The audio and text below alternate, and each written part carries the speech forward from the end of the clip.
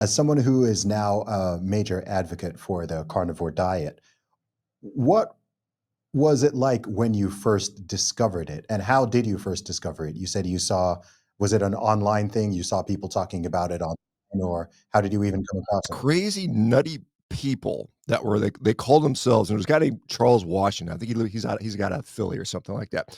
And he was running this group, and there was maybe I don't know, 2, 3,000 people in that particular group.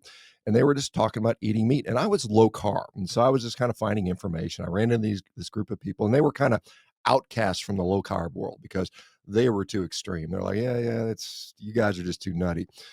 And I just got this morbid curiosity. I was like, "This is weird." It's kinda like, it's like, you watch stuff that's weird to you. It's like social media, like, "That looks really weird. I'm gonna watch it for a while."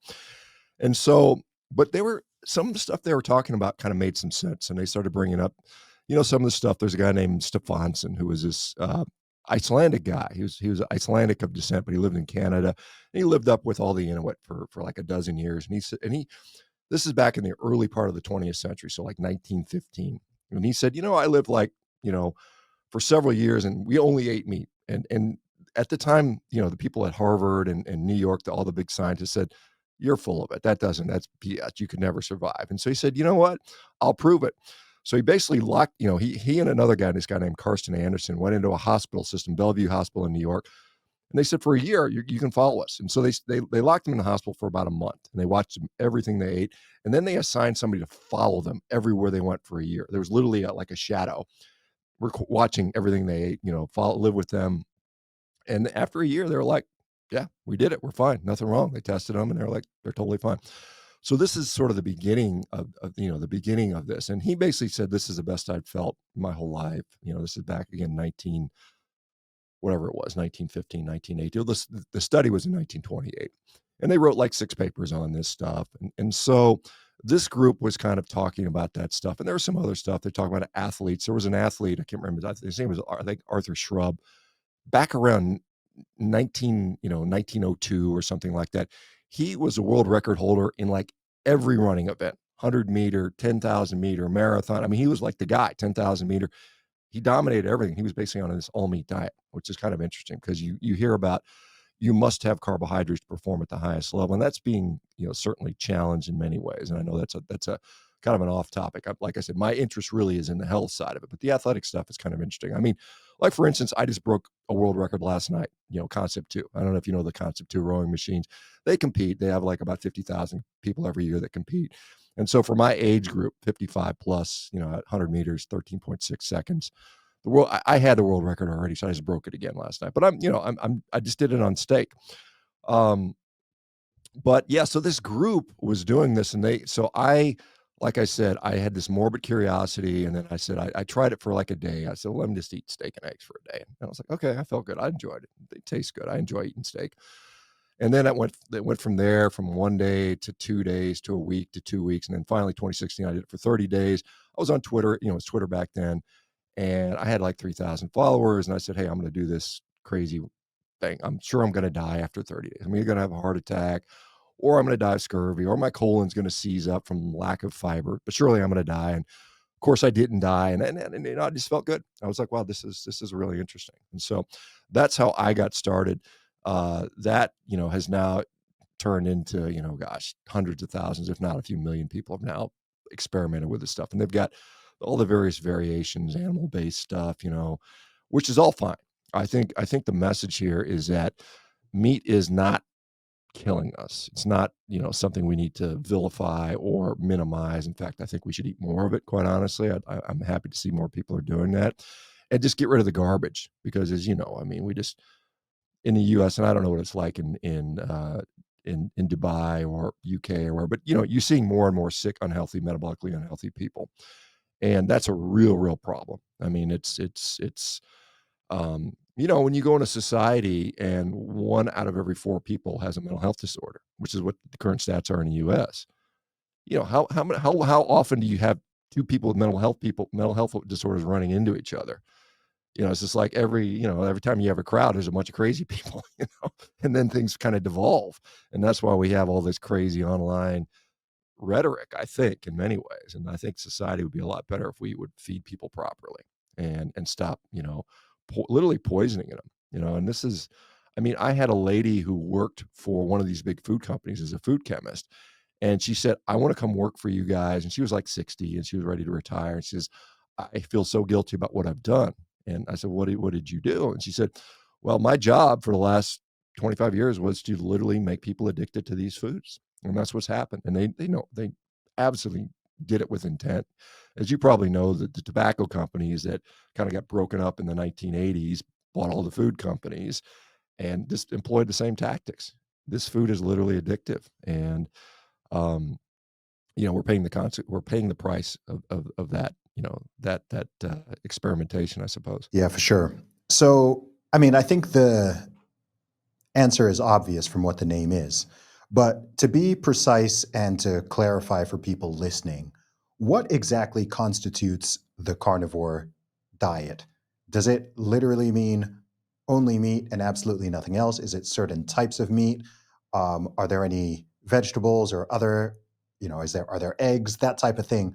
When people talk about the carnivore diet, and I would assume there's probably a few versions of it, what exactly does that mean? Yeah, so there are people that have different versions, but essentially it means animal products. So it would mean meat, any kind of meat. It could be beef, lamb, chicken, goat, octopus, seafood, shellfish, shrimp, eggs.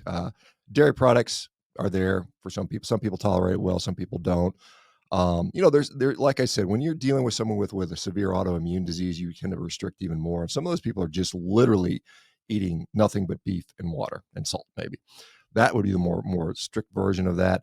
Most people will, tolerate a little bit of seasoning, maybe and coffee and tea and things like that.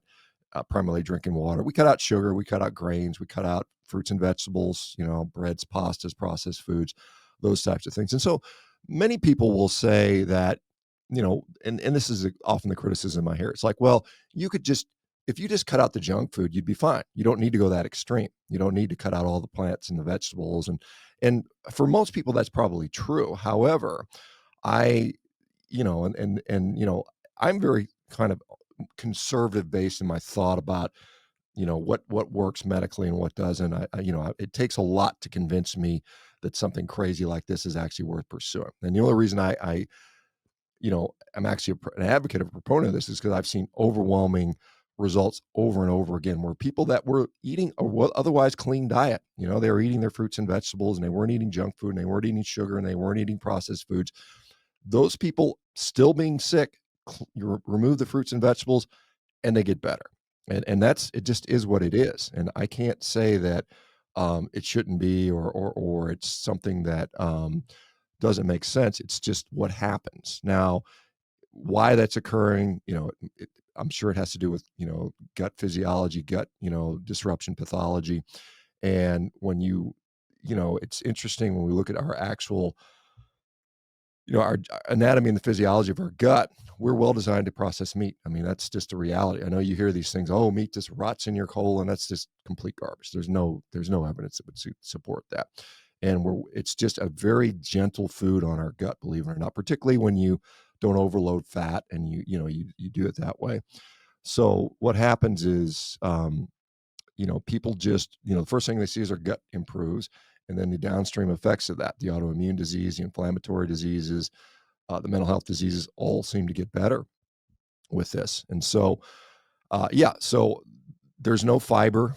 I know this is one of those things. Oh, how are you going to go to the bathroom? You go to the bathroom just fine. You just have less volume. When you think about, it's kind of a goofy topic, but when you think about when you go to the bathroom, it's bacteria, it's sloughed off cells, and it's undigested fiber. That's basically what your waste material is. But you just remove the undigested fiber from that, and you still are removing all these other things out of there.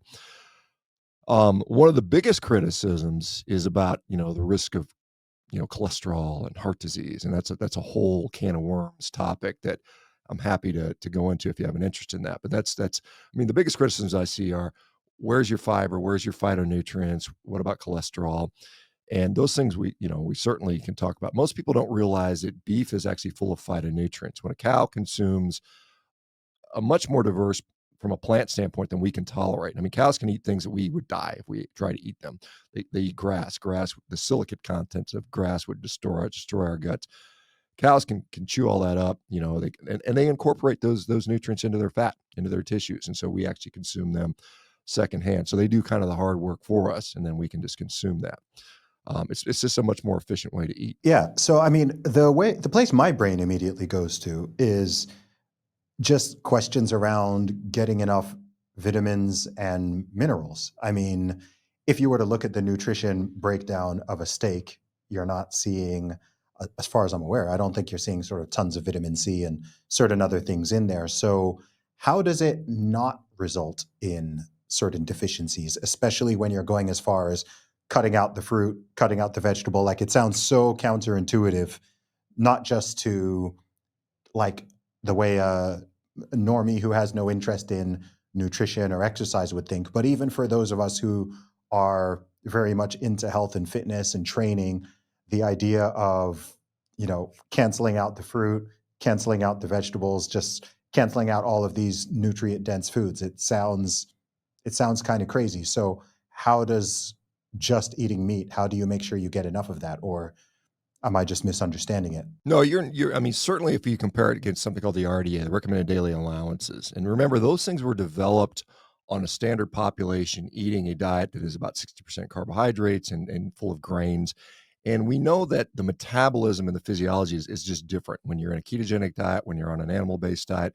We have different processes that are being upregulated and certain ones that are being downregulated. And so the requirements are a little bit different. And vitamin C is a very good one because, clearly they would say, well, you're not getting much vitamin C. Clearly you would develop something called scurvy. Now, scurvy used to kill a lot of people, and it's a very dramatic presentation. Your teeth start falling out, you bleed everywhere, your joints fill up with blood, your skin starts breaking down. I don't have any of that. I'm here breaking world records on a rowing machine. So I'm not having scurvy, and nor has anyone that I've seen, a legitimate evidence of that. And so just vitamin C alone is a good example because we can talk about what does vitamin C do in the body. Well, it's certainly involved in carbohydrate metabolism. It is involved in collagen formation. It's involved in carnitine production, which is very critical to metabolism. And what we find is that, number one, glucose and vitamin C on a structural level look very similar. And so they compete with each other going across membranes, so across the gut membrane, across the mitochondrial membranes. And so because they're so similar and they compete with each other, when glucose levels come down, vitamin C is more easily brought in. So again, that already shows you're gonna absorb more than you normally would. Also, vitamin C, as you know, is an antioxidant. And we also know that what happens is in a low carb state, our endogenous antioxidant system is upregulated. So we have more, say, for instance, glutathione floating around. So now we need less vitamin C. Vitamin C, as I mentioned, is also used in carnitine metabolism. Well, you're consuming directly carnitine in meat. And so your carnitine levels go up endogenously without the excess vitamin C required. And that's probably the biggest one. We also know that vitamin C can be recycled somewhat, like the red blood cell can recycle vitamin C. So the short answer is our requirements for vitamin C are likely downregulated in this particular setting. We also are absorbing more of what we're getting. And meat does have some vitamin C. In fact, back in the late 1800s, early 1900s, when people were first starting to explore the North and the South Pole, they found out that if they had access to fresh meat, not dried meat like the British sailors, the so-called limeys used to have, but if they had access to fresh meat, it not only prevented scurvy, but it would also cure scurvy. So we know that there's differences in requirements. Like for instance, the RDA does actually make allowances for things like zinc. So if you put the RDA in for zinc, and then if you're eating let's say 1 gram of phytic acid. Now, you get phytic acid from grains and legumes and things like that. So if you're eating 1 gram of phytic acid a day, you need to double your zinc intake. And if you're eating 2, you have to triple your zinc intake. So the RDAs are kind of conditional in many ways. And we really haven't studied this particular population to the level that it should be. I see all kinds of lab abnormalities in absence of clinical symptoms or signs or any kind of pathology. And so we have to realize that just because we have this normative data based on a very different population, it doesn't always apply here. And so, like, for instance, folate might be low. For instance, cholesterol might be high. And there's reasons for that that make sense physiologically when you actually look at it. But since most people don't have the training on that, most doctors are just kind of reflex, up, cholesterol's high, here goes your drug, or this number's low, you need a supplement. And that may not be the case. And so I think we have to start to kind of critically think a little more than just follow algorithms that are kind of, laid down by medical organizations or even drug companies. It's interesting where medicine's going, where AI is going to take over a lot of medicine. And it's all going to be these drug company algorithms. And I don't know if you saw the House of Representatives proposed in the US legislation that would give AI prescribing power. So that would mean you would medically license an AI. That's a huge interesting development. And I look at that somewhat a little bit horrified. But from a cost standpoint, much cheaper because you don't have to pay these doctors six figures to prescribe your drugs. You just have an AI do it for free, basically. I mean, you train the AI and it becomes much more economical. So people will get their drugs a lot more easily, a lot less hassle, expense. But what's the downside of that? Because we're already seeing a society where everybody, they want to put everybody on drugs, right? All that, like, with the weight loss drugs, the Ozempic stuff, and we could certainly discuss that. But that's where we're going. Man, I definitely want to talk more about the wider context of just the state of health and where some of these technologies could be taking us. But I want to drill in a little bit more on the carnivore diet because it's interesting because I actually know a few people who do it, and I've certainly followed for many years several people who are advocates of it. I've never tried it myself personally.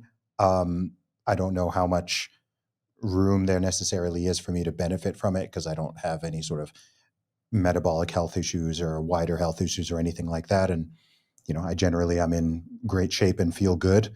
Um, but I've always been kind of curious about it just because of its counterintuitive nature. Are there any nutritional deficiencies that do typically occur with it or not at all? Well, as far as like clinical manifestation, now you can see lab abnormalities. Like you might see someone who, like I said, folate is often low. You might see people with high vitamin B12 is, so outside of the ranges. So we do see things out of the ranges. Now, whether or not they actually result in overt clinical symptoms and signs and I can't say that I see that consistently. It's something that, um, you know, you could make speculations. There's people saying, well, you need to balance this out with bicarbonate because you're going to become too acidic. And again, that doesn't really show up, at least in the data we've had so far. Now, again, granted, there's not a ton of long-term research on this, and honestly, I don't know if it'll happen, because it costs money and there's nobody who wants to spend money on stuff like this. But to my knowledge, I have not seen anybody developing signs of overt deficiencies. Some people will see their thyroid levels go down. I think what's going on there is we become more thyroid sensitive, just like we become insulin sensitive. There's, this interaction between the hormone and the receptor itself. And if the receptor sensitivity goes up, you just need less hormone. And that's generally thought to be a good thing in the context of insulin. But it's really, I think it's a good thing in the context of most hormones. You'd rather need less and not require and have that organ constantly pumping out high levels of this hormone to maintain function if you're more resistant to it. So we don't really see, at least from the clinical side, deficiency states. Now, what I do see, and this is one of the problems that many people run into, because the diet is very satiating. We have this sense of I get full very easily, and I have this profound satiety, and I don't want to eat again for maybe normally most people get hungry every couple hours and they're always snacking. In this situation, most people eat once a day, twice a day, and that's it. Some people tend to undereat, and then that's a whole different sort of can of worms, because when you're undereating, thyroid can shut down, you can lose your hair, you can just feel awful. And so you got to kind of prompt people, hey, you need to eat more. That's probably the biggest thing I see with regard to that type of situation where people don't feel good, is just they're under eating most times. I got it. Who do you recommend the diet for? Because you've already said that it's certainly not for everybody, but who do you think it's particularly beneficial for? For you, like for you, you're metabolically healthy, you're fit, you're lean, work out, and you don't have any issues. Don't need to do it. I see no benefit for you. I mean, you do it for an experiment or that type of thing. But some people, like when I did it, I wasn't particularly that unhealthy. I mean, I was 50 and I had some aches and pains, but I wasn't like, oh, I got all these diseases. But I did it and I felt better, which was cool. I thought that was kind of neat. So I think people that just don't feel well, or certainly I think the best case scenarios for this are things like autoimmune conditions, particularly like the gut ones, like ulcerative colitis, Crohn's disease. I think that should be the frontline therapy for this. I think this is where people should start because it would avoid, gosh, years of pain and suffering and drugs and surgeries. I think people with, basically recalcitrant diseases. I mean, we see people with certainly mental health disorders, schizophrenia, bipolar disorder, depression, anxiety, even things like PTSD improve on this. I've seen people with uh, ADHD, autism improves the symptom, doesn't cure it, but it improves the symptoms certainly.